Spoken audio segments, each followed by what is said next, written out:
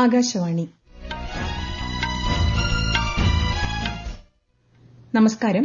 വാർത്തകൾ വായിക്കുന്നത് സുവർണ.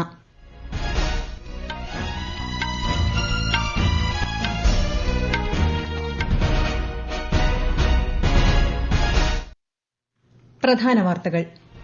രാജ്യത്തിന്റെ സാമ്പത്തിക വളർച്ചയും സമഗ്ര വികസനവും ലക്ഷ്യമിടുന്ന കേന്ദ്ര ബജറ്റ് ധനമന്ത്രി നിർമ്മല സീതാരാമൻ പാർലമെന്റിൽ അവതരിപ്പിച്ചു. കാർഷിക മേഖലയ്ക്കും എംഎസ്എംഇക്കും പ്രത്യേക പരിഗണന. കയറ്റുമതി, നിക്ഷേപ സാധ്യതകൾ വർദ്ധിപ്പിക്കാൻ പദ്ധതികൾ. 6 മേഖലകൾ കേന്ദ്രീകരിച്ച് സമഗ്ര പരിഷ്കരണം നടപ്പാക്കും. അടിസ്ഥാന സൌകര്യ വികസനത്തിനായി 1.5 ലക്ഷം കോടിയുടെ വായ്പാ സൌകര്യം. AI വികസനത്തിന് പ്രത്യേക പരിഗണന. സ്കൂളുകളിലും പ്രാഥമികാരോഗ്യ കേന്ദ്രങ്ങളിലും ബ്രോഡ്ബാൻഡ് സൌകര്യം ഏർപ്പെടുത്തുമെന്നും ധനമന്ത്രി. ആദായനികുതി പരിധി വർദ്ധിപ്പിച്ചു. നികുതി സ്ലാബുകളിൽ മാറ്റം. 12 ലക്ഷം രൂപ വരെ വാർഷിക വരുമാനം ഉള്ളവർക്ക് നികുതിയില്ല. 36 ജീവൻ രക്ഷാ മരുന്നുകളെ കസ്റ്റംസ് ഡ്യൂട്ടിയിൽ നിന്ന് ഒഴിവാക്കി. എല്ലാ ജില്ലകളിലും ക്യാൻസർ ചികിത്സാ കേന്ദ്രങ്ങൾ സ്ഥാപിക്കുമെന്നും ധനമന്ത്രി. ബജറ്റിന് പിന്നാലെ ഓഹരി വിപണികൾ നേട്ടത്തിൽ. സർവകാല റെക്കോർഡിൽ സ്വർണ്ണവില. വാർത്തകൾ വിശദമായി. രാജ്യത്തിന്റെ സാമ്പത്തിക വളർച്ചയും സമഗ്ര വികസനവും ലക്ഷ്യമിടുന്ന കേന്ദ്ര ബജറ്റ് ധനമന്ത്രി നിർമ്മല സീതാരാമൻ പാർലമെന്റിൽ അവതരിപ്പിച്ചു. കാർഷിക മേഖലയ്ക്ക് പ്രത്യേക പ്രാധാന്യം നൽകുന്ന ബജറ്റ് യുവജനങ്ങളുടെയും വനിതകളുടെയും മധ്യവർഗ്ഗത്തിന്റെയും ക്ഷേമം ലക്ഷ്യമിടുന്നു. വികസിത ഭാരതത്തിനായി 10 മേഖലകൾ കേന്ദ്രീകരിച്ചുള്ള സമൂല വികസനമാണ് ബജറ്റ് മുന്നോട്ട് വയ്ക്കുന്നത്. കാർഷിക മേഖല, ഗ്രാമവികസനം, തൊഴിൽ, നിക്ഷേപം, ഊർജ്ജ സുരക്ഷ, എംഎസ്എംഇ, കയറ്റുമതി, നൂതനാശയങ്ങൾ എന്നിവയ്ക്ക് ബജറ്റ് പ്രത്യേക പരിഗണന നൽകുന്നു. അടുത്ത 5 വർഷം രാജ്യത്തിന്റെ സാമ്പത്തിക വളർച്ചയ്ക്ക് അനുകൂലമായ അന്തരീക്ഷമാണുള്ളതെന്നും ധനമന്ത്രി വ്യക്തമാക്കി. നികുതി, നഗരവികസനം, ഖനനം, സാമ്പത്തിക മേഖല, ഊർജ്ജം, നിയന്ത്രണ സംവിധാനങ്ങൾ എന്നിങ്ങനെ പ്രധാനപ്പെട്ട 6 മേഖലകളിലെ പരിഷ്കരണമാണ് ബജറ്റ് വിഭാവനം ചെയ്യുന്നത്. This budget aims to initiate transformative reforms across 6 domains. During the first 5 years, these will augment our growth potential and global competitiveness. The domains are taxation, power sector, urban development, mining, financial sector and regulatory reforms. കഴിഞ്ഞ 10 വർഷത്തെ കേന്ദ്ര സർക്കാരിന്റെ വികസന പ്രവർത്തനങ്ങളും പരിഷ്കരണങ്ങളും ആഗോള ശ്രദ്ധ പിടിച്ചുപറ്റിയതായും ശ്രീമതി സീതാരാമൻ പറഞ്ഞു. രാജ്യത്തെ മധ്യവർഗ്ഗത്തിനും സ്ത്രീകൾ, കർഷകർ, യുവജനങ്ങൾ എന്നിവർക്കും പ്രാധാന്യം നൽകിയുള്ള വികസനമാണ് ബജറ്റ് മുന്നോട്ട് വയ്ക്കുന്നത്. ദാരിദ്ര്യമുക്തി, ഗുണമേന്മയുള്ളതും താങ്ങാനാവുന്നതുമായ വിദ്യാഭ്യാസം, സമഗ്ര ആരോഗ്യ സംരക്ഷണം തുടങ്ങിയവ വികസിത ഭാരതത്തിലുണ്ടാകുമെന്നും ധനമന്ത്രി വ്യക്തമാക്കി. കാർഷിക മേഖലയുടെ അഭിവൃദ്ധിക്ക് പ്രത്യേക പ്രാധാന്യമാണ് കേന്ദ്ര ബഡ്ജറ്റ് നൽകുന്നത്. രാജ്യത്തിന്റെ അന്നദാതാക്കളായ കർഷകരുടെ ക്ഷേമം ഉറപ്പാക്കാൻ സർക്കാർ പ്രതിജ്ഞാബദ്ധമാണെന്ന് ധനമന്ത്രി വ്യക്തമാക്കി.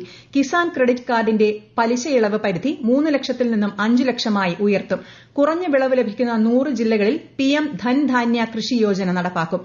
1.7 കോടി കർഷകർക്ക് പദ്ധതിയുടെ ഗുണഫലം ലഭിക്കുമെന്നും ധനമന്ത്രി പറഞ്ഞു. A comprehensive multi-sectoral rural prosperity and resilience program will be launched in partnership with the states.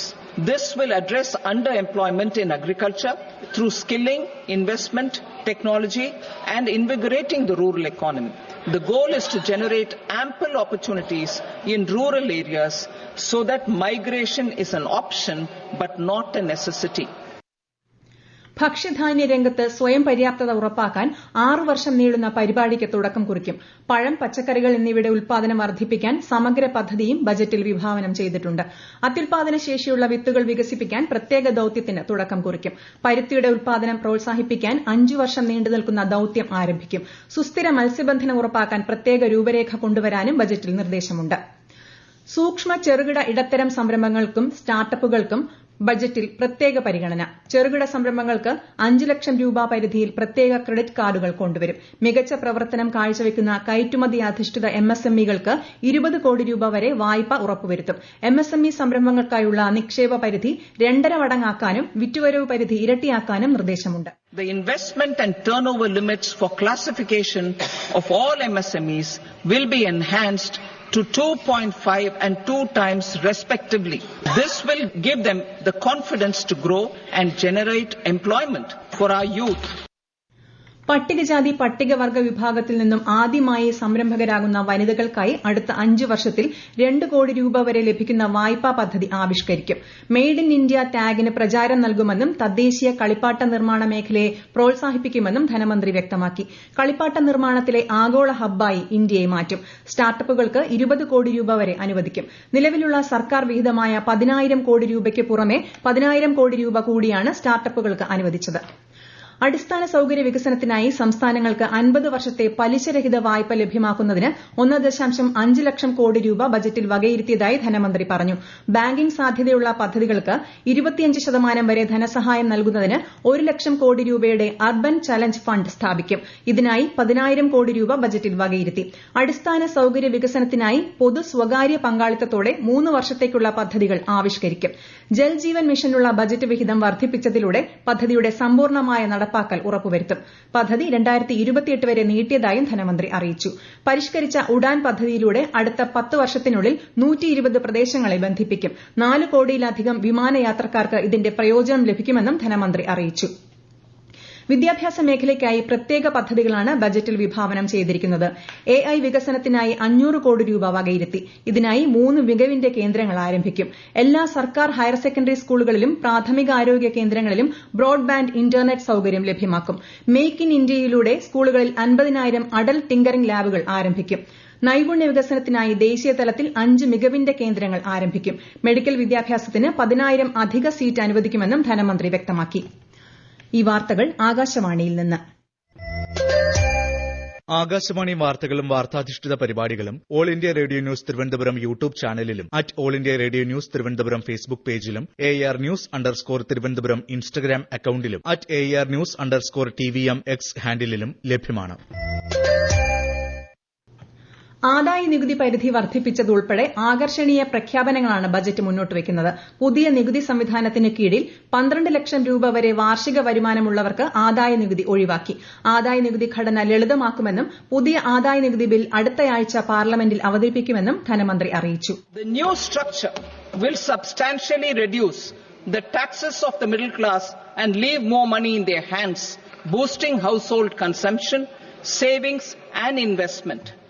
To taxpayers up to 12 lakh of income, other than special rate income such as capital gains, tax rebate is being provided in addition to the benefit due to slab rate reduction in such a manner that there is no tax payable by them. A taxpayer in the new regime with an income of 12 lakh rupees will get a benefit of 80,000 rupees in tax. ശമ്പളം കൈപ്പറ്റുന്ന ജീവനക്കാർക്ക് 12.75 ലക്ഷം വരെ വാർഷിക വരുമാനത്തിന് ആദായ നികുതി ഒഴിവാക്കി. പുതുക്കിയ ആദായ നികുതി നിരക്കുകൾ ഇപ്രകാരമാണ്. 4 ലക്ഷം വരെ ആദായ നികുതി ഇല്ല. 4 മുതൽ 8 ലക്ഷം വരെ 5%, 8 മുതൽ 12 ലക്ഷം വരെ 10%, 12 മുതൽ 16 ലക്ഷം വരെ 15%, 16 മുതൽ 20 ലക്ഷം വരെ 20%, 20 മുതൽ 24 ലക്ഷം വരെ 25%, 24 ലക്ഷത്തിന് മുകളിൽ 30%ആണ് ആദായ നികുതി. നിർദ്ദിഷ്ട ധനകാര്യ സ്ഥാപനങ്ങളിൽ നിന്ന് വിദ്യാഭ്യാസ വായ്പ എടുക്കുന്നവർക്ക് നികുതി ഒഴിവാക്കും. 36 ജീവൻ രക്ഷാ മരുന്നുകളെ കസ്റ്റംസ് ഡ്യൂട്ടിയിൽ നിന്ന് ഒഴിവാക്കി. 6 മരുന്നുകളുടെ കസ്റ്റംസ് ഡ്യൂട്ടിയിൽ ഇളവ് അനുവദിച്ചു. രാജ്യത്തെ എല്ലാ ജില്ലകളിലും ക്യാൻസർ ചികിത്സാ കേന്ദ്രങ്ങൾ സ്ഥാപിക്കാനും ബജറ്റിൽ ലക്ഷ്യമിടുന്നു. രാഷ്ട്രപതി ദ്രൌപദി മുർമുവിനെ രാഷ്ട്രപതി ഭവനിലെത്തി സന്ദർശിച്ച ശേഷമാണ് കേന്ദ്ര ധനമന്ത്രി നിർമ്മല സീതാരാമൻ ബജറ്റ് അവതരണത്തിനായി പാർലമെന്റിലെത്തിയത്. രാഷ്ട്രപതി നൽകിയ മധുരവും ധനമന്ത്രി സ്വീകരിച്ചു. തുടർന്ന് പ്രധാനമന്ത്രി നരേന്ദ്രമോദിയുടെ അധ്യക്ഷതയിൽ ചേർന്ന മന്ത്രിസഭായോഗം കേന്ദ്ര ബജറ്റിന് അംഗീകാരം നൽകി. ദേശീയ ചിഹ്നം പതിച്ച ചുവപ്പ് ബഹിഖാട്ട ടാബ്ലറ്റുമായാണ് ധനമന്ത്രി ബജറ്റ് അവതരണത്തിന് എത്തിയത്. മൂന്നാം നരേന്ദ്രമോദി സർക്കാരിന്റെ ആദ്യ സമ്പൂർണ്ണ ബജറ്റും ധനമന്ത്രി എന്ന നിലയിൽ തന്റെ 8ാമത്തെ ബജറ്റുമാണ് ശ്രീമതി സീതാരാമൻ ഇന്ന് പാർലമെന്റിൽ അവതരിപ്പിച്ചത്. രാജ്യത്തെ ഓഹരി വിപണികളിൽ നേട്ടം. സെൻസെക്സ് 485 പോയിന്റ് ഉയർന്ന് 77,245ലും നിഫ്റ്റി 168 പോയിന്റ് ഉയർന്ന് 23,420ലും വ്യാപാരം പുരോഗമിക്കുന്നു. സ്വർണ്ണവില സർവകാല റെക്കോർഡിൽ. പവന് 120 രൂപ കൂടി 61,960 രൂപയാണ് ഇന്നത്തെ വില. പ്രധാന വാർത്തകൾ വീണ്ടും. രാജ്യത്തിന്റെ സാമ്പത്തിക വളർച്ചയും സമഗ്ര വികസനവും ലക്ഷ്യമിടുന്ന കേന്ദ്ര ബജറ്റ് ധനമന്ത്രി നിർമ്മല സീതാരാമൻ പാർലമെന്റിൽ അവതരിപ്പിച്ചു. കാർഷിക മേഖലയ്ക്കും MSMEക്കും പ്രത്യേക പരിഗണന. കയറ്റുമതി നിക്ഷേപ സാധ്യതകൾ വർദ്ധിപ്പിക്കാൻ പദ്ധതികൾ. 6 മേഖലകൾ കേന്ദ്രീകരിച്ച് സമഗ്ര പരിഷ്കരണം നടപ്പാക്കും. അടിസ്ഥാന സൌകര്യ വികസനത്തിനായി 1.5 ലക്ഷം കോടിയുടെ വായ്പാ സൌകര്യം. AI വികസനത്തിന് പ്രത്യേക പരിഗണന. സ്കൂളുകളിലും പ്രാഥമികാരോഗ്യ കേന്ദ്രങ്ങളിലും ബ്രോഡ്ബാൻഡ് സൌകര്യം ഏർപ്പെടുത്തുമെന്നും ധനമന്ത്രി. ആദായനികുതി പരിധി വർദ്ധിപ്പിച്ചു. നികുതി സ്ലാബുകളിൽ മാറ്റം. 12 ലക്ഷം രൂപ വരെ വാർഷിക വരുമാനമുള്ളവർക്ക് നികുതിയില്ല. 36 ജീവൻ രക്ഷാ മരുന്നുകളെ കസ്റ്റംസ് ഡ്യൂട്ടിയിൽ നിന്ന് ഒഴിവാക്കി. എല്ലാ ജില്ലകളിലും ക്യാൻസർ ചികിത്സാ കേന്ദ്രങ്ങൾ സ്ഥാപിക്കുമെന്നും ധനമന്ത്രി. ബജറ്റിന് പിന്നാലെ ഓഹരി വിപണികൾ നേട്ടത്തിൽ. സ്വർണ്ണവില സർവകാല റെക്കോർഡിൽ. വാർത്തകൾ കഴിഞ്ഞു. അടുത്ത വാർത്താ പ്രക്ഷേപണം വൈകിട്ട് 6:30.